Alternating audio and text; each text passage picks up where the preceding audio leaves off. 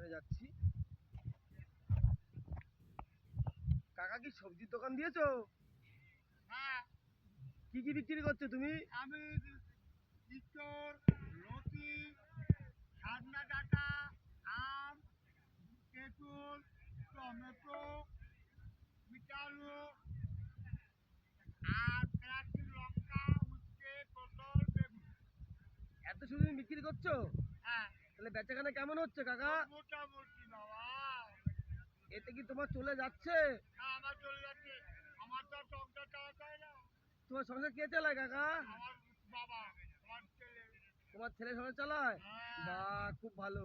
তাহলে তুমি এই টাকাগুলি কি করো বেচাকেনা করে? আরে টাকা মাঝে মাঝে লস হয়ে যায়।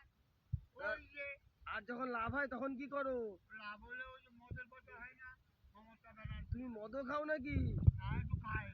এই বয়সে মদ খাওয়া ঠিক না। এই বয়সে